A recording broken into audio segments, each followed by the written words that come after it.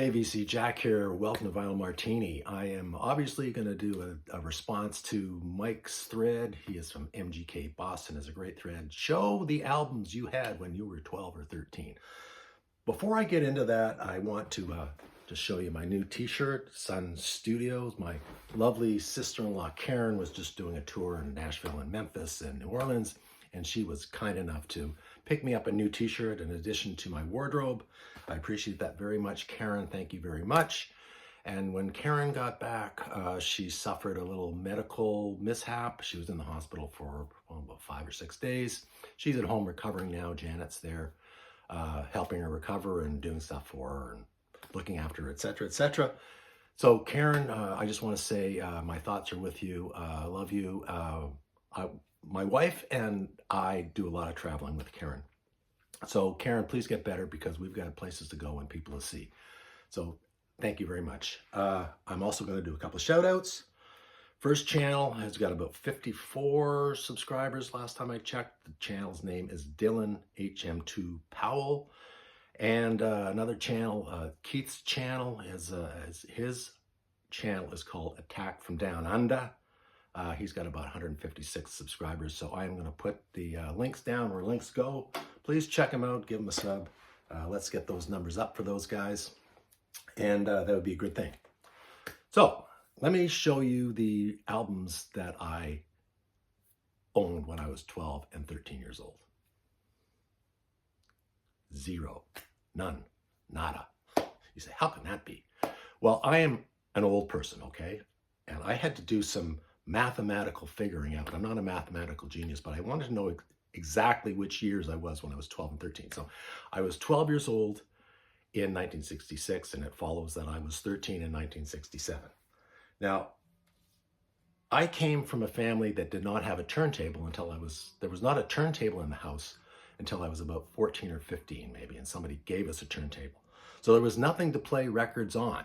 Now, I come from a large family, a family of 5 kids. And my parents are immigrants from the Netherlands, and they had absolutely no interest in music at all. So I don't know where I got my love of music from, but it came from somewhere. And I've been listening to the radio since I was 7. So I've always been interested in music almost my whole life. And because it was such a large family, and back in the days, it was kind of like a 50s family thing, there's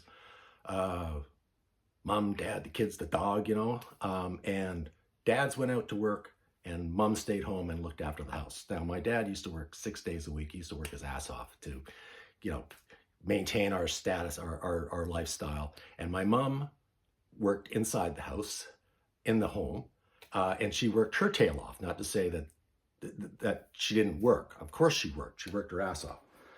So there was not a lot of spare cash in my household. You had to really look after the pennies. Also, additionally to that, if you were 13, say in 1977 or 1982 or 1996, I think life in general has become more affluent. And maybe you had an older brother or an older sister that you listened to their records, or they were influencing you. Well, I was the oldest in the family, so I didn't have anybody to look up to and introduce me to music, so I had to do it all on my own. And this is not by way of complaint. I mean, I had a great life. I had a free life. We moved into the house that my parents lived in till they died when I was 5 years old, and I still had the run of the neighborhood. And no, my parents never had to arrange a play date for me because there's kids all over the neighborhood. Another thing was that when we were kids, we weren't allowed to go to somebody, you wouldn't be allowed to go to somebody's house to just hang around for a day or a weekend or whatever, lying around in the rec room or somebody's bedroom listening to records. No, we had to go outside. Our mothers would basically say, okay, time for you to go, fresh air, goodbye. And we would be out all day, winter and summer. So, winter, of course, we wouldn't just be walking around, but we'd be skating in a neighborhood ice rink or whatever. So I did not have a bad life at all. I had a very good life. It just was a life without any records. But once in a while, I would be invited into somebody's home and they would have a turntable and they would have albums. So let me just show you what I would have listened to. And these are pretty kind of mundane records. Yeah, I love showing obscure records and finding new bands, etc. But these are pretty classic albums. So in 1966, and I had to really struggle and do a little bit of research, this is one of the albums that I would have listened to in my friend Steve's basement. This is Revolver. When I was a kid, of course, everything Beatles was just golden. Every song I loved. I thought they were all brilliant. Of course, I've changed my opinion since then.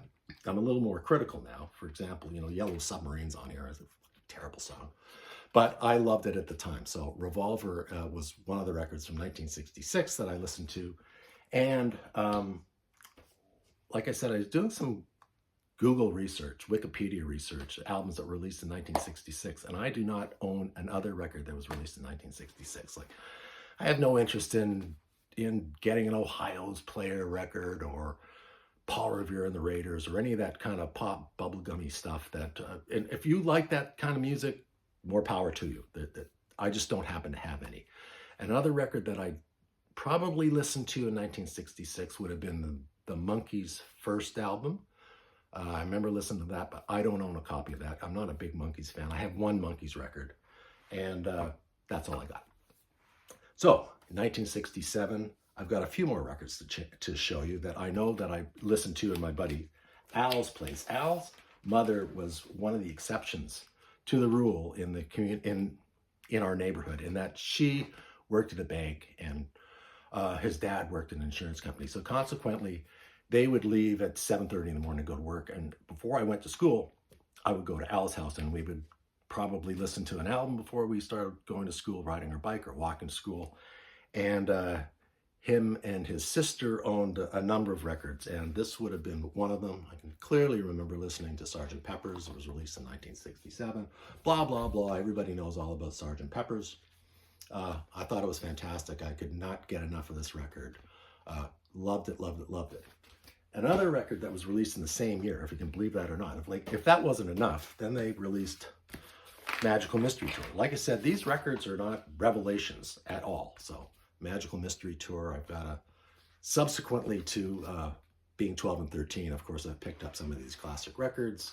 This is a mono copy, a Canadian press. It's still got the booklet inside. So happy to find that. I picked this up for $2 about a year ago. So Sgt. Pepper's was another one. Another record that I would listen to at Al's place would be Jefferson Airplane, released in 1967. A Surrealistic Pillow, again, doesn't need any explanation. White Rabbit, Somebody to Love is on here. Fantastic record. I remember those singles. And then I subsequently got this a couple of years ago, a nice copy. It's a 1969 press.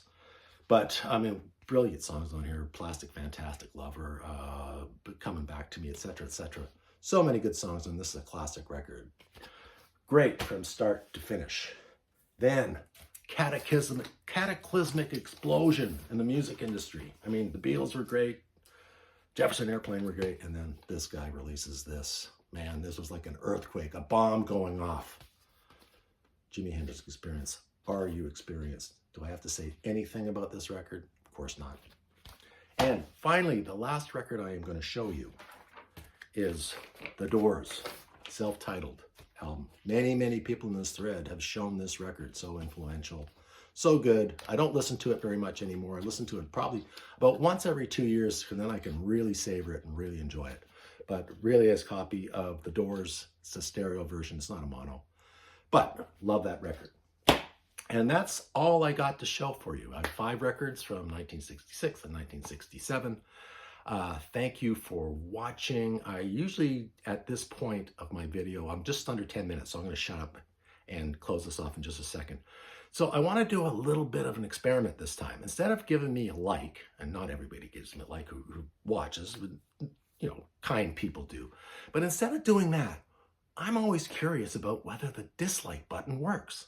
Because I'm not sure. I don't think I've ever seen, or I watch hundreds and hundreds of videos every month. And I don't think I've ever seen a number count on the dislike button. So instead of hitting the like button, why don't you do me a favor and hit the dislike button and let's see if it works. I can take it. I'd like to see how this experiment works out. So again, appreciate comments. Thank you for your time and watching and listening to me ramble on and go on and on and on. Till next time, I'll see you soon. I'm going to do another thread next week, early next week. So see you then. Cheers, guys.